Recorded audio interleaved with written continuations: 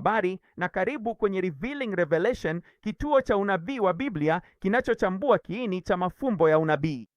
Jina langu ni Alan Duble.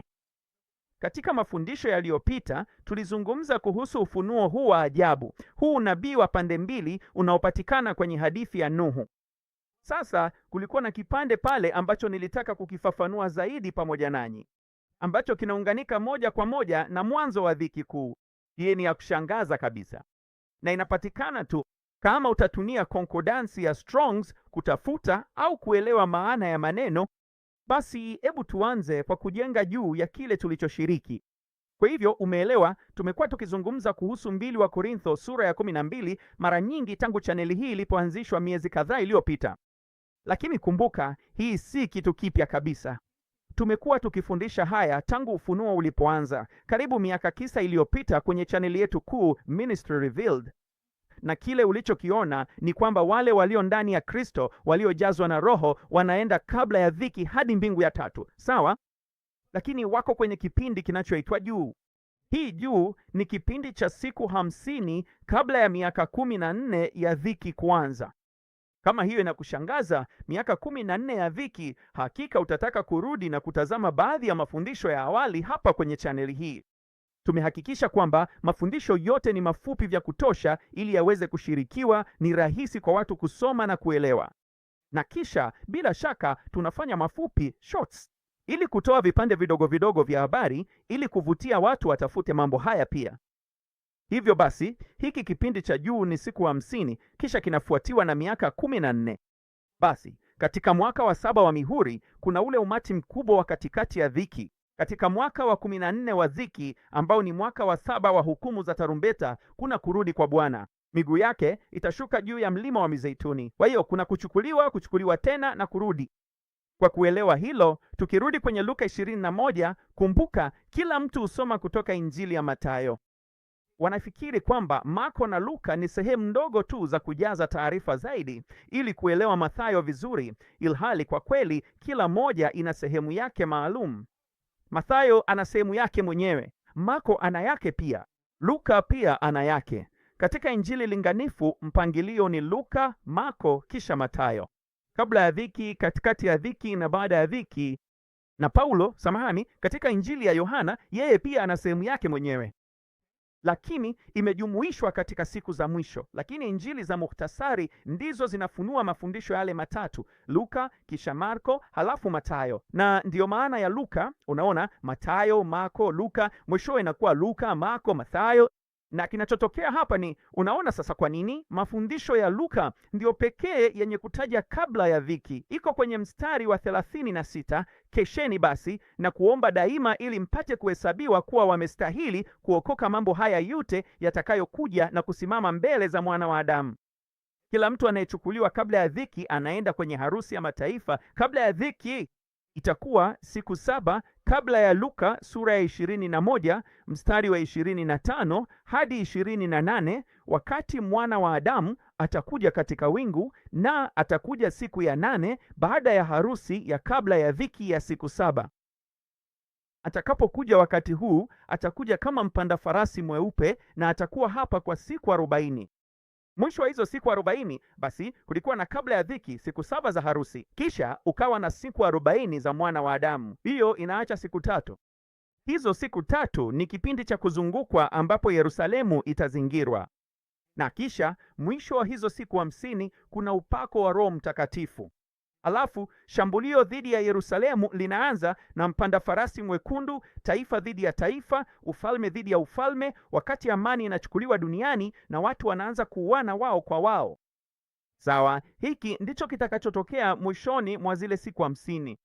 Tulielezea hili na tukalivunja katika mafundisho yaliyopita kutoka Mwanzo 7 hadi Mwanzo 8 kuhusu hadithi ya safina. Ulikuwa na bado siku 7, na baada ya siku 7 ule mfano wa harusi ya siku 7 kabla ya dhiki. Kisha unapata zile siku 40, na hizi siku 40 zinaisha katika Mwanzo sura ya 8 mstari wa 6, ambazo ni picha za kinabii za siku 40 za Mwana wa Adamu zinapofikia mwisho. Halafu unayo kunguru, ambao unakumbuka inatokana na neno Arab, kunguru. ambayo basi itakuwa ndiyo inayozunguka Yerusalemu kabla haijashambuliwa, au kabla shambulio halijatokea, lakini kabla shambulio kitokea. Una njiwa anayekwenda nje, na njiwa ni Roho Mtakatifu, upako wa Roho Mtakatifu, ambayo itapewa kundi la mabaki watakaokuwepo kumtumikia Bwana na kuwahudumia wakati wa mihuri. Sasa utakumbuka tunapofika kwenye mstari wa 10, hebu tuendelee na Isot. Natumia programu hii inayoitwa Isot. Sipati malipo yoyote kwa hilo, sijawahi kulipwa. Ni programu nzuri sana ukitumia KJV Plus ili uwe na maneno ya Strong's Concordance karibu nawe. Ni jambo la kushangaza kabisa jinsi ufunuo wako, uelewa wako, sio tu wa unabii bali pia wa neno utakavyoongezeka unapokuwa na Strong's Concordance karibu nawe.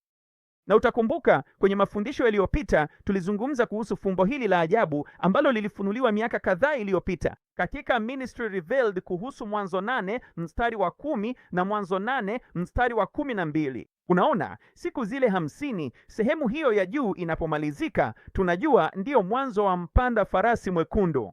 Ni kuzingirwa kwa Yerusalemu kutakakotokea, halafu shambulizi. Kwa miaka 14 inaanza na mpanda farasi mwekundu, taifa dhidi ya taifa, ufalme dhidi ya ufalme, na inaanzia Yerusalemu. Sawa, hiyo ndiyo. Hata kama kumekuwa na siku 50 na unyakuo wa kabla ya dhiki umetokea na matukio kadhaa yametokea, ile sehemu ya kweli ya kuchanganyikiwa na uharibifu mkubwa, kama pale mambo yatakapokuwa mabaya na ya kutisha kabisa, ingawa mamilioni ya watu kutoweka, kutakuwa ni jambo la ajabu. Hapa ndipo mambo yanapoanza kwa kweli. Huu ndio mwanzo wa miaka 14 yako. Kwa hiyo umeona hayo hapo juu kuhusu miaka 14 katika 2 wa Korintho sura ya 12. Sawa, tumeshavunja na kuelezea kwa kifupi, lakini tulizungumza kuhusu hayo kwenye ile ya mwisho, yale yaliyotajwa hapo juu. Na sasa una nini? Akasubiri tena siku 7 nyingine. Halafu kwenye mstari wa 12 sentensi hiyo hiyo tena, akasubiri tena siku 7 nyingine. Sasa katika unabii siku zinaweza kuwakilisha miaka, na tulielezea hilo kwenye mafundisho ya mwisho kuhusu hadithi ya Nuhu. Lakini kinachovutia, hili neno akasubiri ambalo linaanza zile 7 za kwanza, unaona, ambalo linaanzisha zile 7 na 7, mwanzo wa miaka 14 ambayo inaanza na mpanda farasi mwekundu. Angalia hili neno akasubiri, ni neno la Kiebrania namba 2342 ambalo linamaanisha maumivu, huzuni, kutetemeka, kujeruhiwa, maumivu. Ni maumivu kila mahali. Alafu nini kinatokea? Kisha unapata mwaka wa 7 na njiwa anatoka na unakuwa na tawi la mzeituni. Neno jani pia linamaanisha tawi la iking'olewa. Hiyo ndiyo kundi kubwa la zabibu katikati ya dhiki. Halafu una miaka 7 ya tarumbeta. Na angalia hili neno akasubiri. Hili neno la akasubiri ni neno la kawaida linalomaanisha kusubiri na kuwa na subira. Hiyo ni wakati wa miaka 7 ya tarumbeta. Sasa kwa nini hili neno akasubiri linatumika kwenye sentensi ile ile na maneno yale yale? Kwa nini hii ni maumivu? Ni kwa sababu ndiyo mwanzo rasmi wa miaka 14 wakati wa vita vya dunia vya 3 vinavyoanza na shambulio na uharibifu wa Yerusalemu. Lakini kumbuka hili neno, kwa sababu hili neno kwenye mstari wa 10 akasubiri linalomaanisha maumivu limefunuliwa kwetu, na hiki ndicho nilikuwa nagusia kwenye mafundisho yaliyopita. Inatoka katika Ufunuo sura ya 12 au pia inapatikana kwenye Ufunuo sura ya 12. Na angalia kinachotokea. Tunajua kwamba tukio la kabla ya dhiki hutokea kwanza, unaona? Kwa hiyo tukio la kabla ya dhiki hutokea kwanza, halafu kabla ya maumivu. Sasa nini kilikuja kabla ya maumivu? Tumeona nini pale sasa hivi? Kama maumivu kutoka mstari wa 10 wa mwanzo wa mwana wa Adamu yanatokea baada ya siku 50, hiyo inamaanisha zile siku 40 za mwana wa Adamu zilikuja kwanza, na tukio la kabla ya dhiki lilikuja kabla ya hapo. Kwa hiyo una picha ya tukio la kabla ya dhiki likitokea, halafu angalia Ufunuo 12 unasema nini? Na yeye akiwa na mimba alipiga kelele akihangaika kwa uchungu wa kuzaa, kisha na ambayo inamaanisha jambo tofauti la ziada, akiumia ili ajifungue. Angalia neno hili la Kigiriki kwa uchungu. Neno la Kigiriki 928 linamaanisha kutesa, uchungu, tabu, mateso, kutupwa huku na kule, kuteseka. Neno hili hapa ndilo mwanzo wa miaka 14. ikianza na vita vya dunia vya tatu ambavyo vinaanza na shambulio la Yerusalemu. Kwa hiyo kinachotokea kabla ni kuhangaika. Basi uwakilishi wa kuhangaika ni nini? Nitakuthibitishia kwamba neno hili kuhangaika linawakilisha siku 40 za mwana wa Adamu kuwa hapa katika sehemu ile ya juu kabla ya maumivu yote kuanza. Na kisha nini kinatokea? Basi kabla ya hapo, bila shaka ni unyakuo kabla ya dhiki ambao tayari umechukuliwa. Basi kuanzia mahali fulani kati ya mstari wa kwanza na mwanzo wa mstari wa pili ndipo palipo na fumbo la unyakuo kabla ya dhiki, yaani kutoroka kwa bibi harusi wa Kristo, kutoka Luka 21 mstari wa 36. Lakini nawezaje kuthibitisha kwamba unyakuo wa kabla ya dhiki unakuja kabla ya haya na kabla ya kuhangaika na kuhangaika kabla ya maumivu? Tazama hii. Ukienda kwenye Isaya sura ya 66, tazama hii. Hebu tuende kwenye Isaya sura ya 66 mstari wa 7. Hapa ndipo fumbo la ufunuo lilianza kufunuliwa kwangu tarehe 8 Septemba 2017. Ilikuwa kwenye Ufunuo sura ya 12 wakati huo nilipotambua kuna kitu ndani yake. Katika uhusiano wake na Isaya 66 mstari wa 7 haikulingana na kile ambacho kila mtu alikuwa anazungumzia wakati huo. Sasa huu hapa ufunuo wake katika Isaya 66 mstari wa 7. Sikiliza inachosema. Kabla hajahangaika alizaa. Umeona hilo? Sasa hebu twende kwenye Ufunuo 12 hapa. Kwa hiyo kabla ya kuhangaika, basi akiwa na mimba mtoto akalia, akihangaika wakati wa kujifungua. Kwa hiyo kabla ya kuhangaika alizaa hapa. Huu ndio mstari wako wa kabla ya dhiki katika Isaya 66:7. Hili ndilo tukio la kabla ya dhiki katika Luka 21:36. Hiyo inatokea kabla ya mwana wa Adamu kuja kwa siku 40. Sasa nawezaje kuthibitisha kwamba hiyo imeunganishwa na kuhangaika? Kwa sababu kuna kuzaliwa ambako ni kabla ya dhiki kunakotokea kabla ya kuhangaika. Na kisha inasema nini? Kabla ya maumivu yake. Kwa hiyo kabla ya maumivu, ambayo inamaanisha nini wakati wa kuhangaika? Unaona, kabla ya dhiki ni kabla ya kuhangaika. Hiyo yani, kabla ya maumivu ni wakati wa kuhangaika. Kwa hiyo wakati wa kuhangaika ambao ni kabla ya maumivu, ambayo ni tukio la pili linalotokea hapa. Alijifungua nini?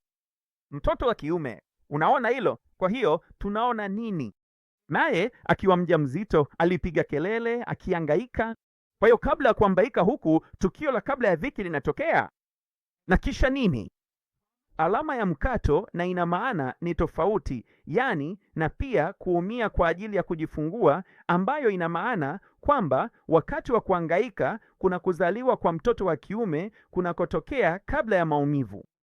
Kama vile Isaya 66 mstari wa 7 ulisema kuna tukio la kabla ya dhiki kabla ya kuhangaika, na wakati wa kuhangaika kabla ya maumivu kuna kuzaliwa kwa mtoto wa kiume, na huyo ni mwana wa Adamu anayekuja kwa siku 40 kama mpanda farasi mweupe, wakati huu unaoitwa kuhangaika. Lakini kabla ya maumivu, jambo hili si la kushangaza, ni jambo la ajabu kabisa unapoweza kufuatilia mambo haya. Haya ni mafumbo ya unabii yanayofunuliwa. Wacha nikuonyeshe sehemu moja ya mwisho, kwa sababu tuligusia hili pia kwenye mafundisho ya hivi karibuni. Unaona, katika 1 wa Korintho 15:4-8 unaona ufufuo wa Yesu. Basi unakumbuka kwenye lile fundisho la awali alipokutana na Kayafa na kisha wale 12. Hii inawakilisha vichwa vya makabila 12 ambayo ni kundi la Mathayo. Kisha alikutana na kundi kubwa zaidi, wengine walikuwa wamekufa na wengine bado walikuwa hai. Hili ni kundi la Marko. Kisha alikutana na nani? Katika mstari wa 7. Baada ya hapo, unaona, baada ya hapo kisha kwa mitume wote. Kwa nini mitume wote? Inawezekanaje hivyo? Hicho ni kundi la Yohana. Na kisha inasema nini? Paulo kisha anasema katika mstari wa 8, na mwisho wa wote alinionekana mimi pia kama mtu aliyezaliwa nje ya wakati wake. Mwisho wa yote ni wini, inachezwa kinyume. Basi inaanzia hati yule wa kabla ya dhiki aliyezaliwa kwa wakati unaofaa. Na tunaona nini? Kabla ya uchungu, kabla ya maumivu, una tukio la kabla ya dhiki linalotokea, ambalo linahusiana moja kwa moja na kabla ya kuzaliwa. Hakuna uchungu, hakuna maumivu kwa wale ambao hawatapitia hayo yote, kwa sababu wao ni wa kabla ya dhiki. Naomba likubariki. Kwa sasa, kwa heri